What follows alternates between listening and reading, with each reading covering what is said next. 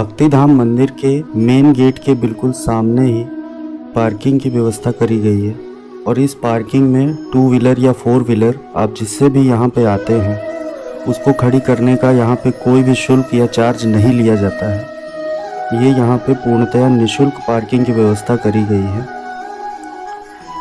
भक्ति धाम मंदिर अगर आप दिन में आते हैं थोड़ा सा धूप होती है, लेकिन अगर शाम के टाइम आते हैं तो भक्ति धाम मंदिर का दृश्य अविस्मरणीय होता है। तो हम लोग मंदिर परिसर में आ गए हैं और जा रहे हैं मंदिर में दर्शन करने के लिए। यह मंदिर जगत गुरु कृपालु जी महाराज ने बनवाया। उनका जो ट्रस्ट है जगत गुरु कृपालु परिषद, उन्होंने ये मंदिर बनवाया था और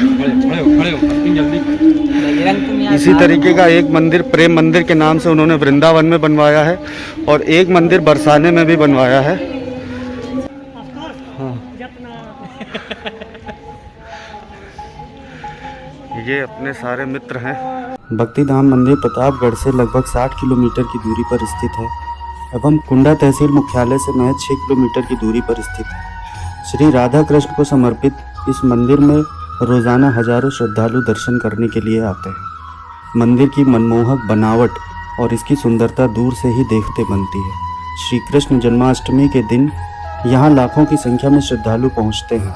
राधे राधे की गूंज से पूरा वातावरण भक्ति में बना रहता है। इस दिन पूरे मंदिर को झालरों से सजाया जाता है। देश के अलग अलग हिस्सों से श्रद्धालु यहाँ अपने मन की शांति के लिए आते हैं। इस मंदिर का निर्माण कृपालु जी महाराज ने सन 2005 में करवाया था। श्री कृपालु जी महाराज का जन्म प्रतापगढ़ जिले के कुंडा तहसील में मनगढ़ गांव में अक्टूबर 1922 में हुआ था। उन्होंने अपने गांव में ही इस मंदिर का निर्माण करवाया है। श्री कृपालु जी महाराज पहले जगत गुरु थे जिनका कोई गुरु नहीं था और ना ही कभी उन्होंने किसी को अपना शिष्य बनाया। हालांकि अभी भी उनके लाखों अनुयायी हैं। 15 नवंबर सन 2013 को उनके निधन होने के बाद इस धाम की सारी व्यवस्थाओं को उनकी तीनों बेटियां देखती हैं। वहीं अगर मंदिर की खासियत की बात करें तो यहाँ भ्रमण के लिए मुख्य रूप से 3 चीज़ें हैं। पहला है भक्ति मंदिर, जिसमें कृपालु महाराज की प्रतिमा के साथ साथ उनके माता पिता एवं राधा कृष्ण की अनेक मुद्राओं में कई सारी प्रतिमाएं हैं। दूसरा है भक्ति भवन, जो साधना का मुख्य केंद्र है। इसमें लगभग 50,000 श्रद्धालु एक साथ बैठकर प्रवचन का आनंद ले सकते हैं। भक्ति भवन की खासियत यह है कि पूरे हॉल के बीच में एक भी पिलर नहीं दिया गया है। आप यहाँ किसी भी हिस्से में बैठें, आपको हर तरफ से एक जैसी ही आवाज़ सुनाई देती है। तीसरा है यहाँ पे उपस्थित एक वाटिका, जिसे प्राकृतिक रूप से बहुत ही सुंदर बनाया गया है। इसमें गाय, बछड़े, हिरण, मोर आदि की पत्थरों से बनी हुई कई सारी प्रतिमाएं हैं।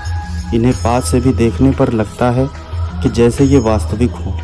यदि आपने मनगढ़ का भ्रमण नहीं किया है तो कम से कम एक बार ज़रूर यहाँ पर आएँ।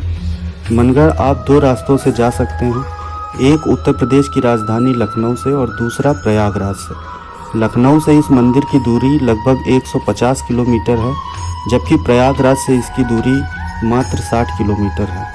मंदिर में ही दर्शन करने के बाद आप यहाँ पर भोजन, चाय, नाश्ता इनका भी आनंद ले सकते हैं। उसके अलावा मंदिर में लाइब्रेरी, मंदिर में शिक्षण संस्थान और साथ ही साथ एक छोटा सा उपवन भी है, जहाँ पर अगर आपके साथ छोटे से बच्चे आए हुए हैं उनके लिए खेलने कूदने की व्यवस्था भी करी गई है। शाम होने के साथ साथ ही जब मंदिर को तरह तरह की लाइटों से सजाया जाता है तब यहाँ का दृश्य अति मनोरम हो जाता है। यहाँ पर आने के बाद आपका मन यहाँ से जाने के लिए बिल्कुल भी नहीं करेगा। मंदिर के अंदर तरह तरह की नक्काशियों से कई सारी झांकियाँ, जिनमें कृष्ण के बाल रूप के दर्शन से लेकर कई सारी अन्य प्रमुख घटनाओं की झांकी उतारी गई है।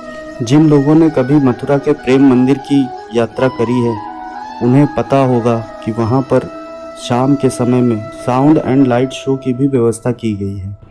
उसी तरह से भक्ति धाम मंदिर में भी शाम होने के बाद यहाँ पर साउंड एंड लाइट शो की भी व्यवस्था की गई है, जिसका विवरण शब्दों में कर पाना बहुत ही मुश्किल है। मनगढ़ आने के लिए आपको प्रयागराज से बस एवं कुंडा तहसील से ऑटो, ई रिक्शा एवं टैक्सी की सुविधाएं उपलब्ध हैं, जिससे कि आप यहाँ पर आसानी से पहुँच सकते हैं।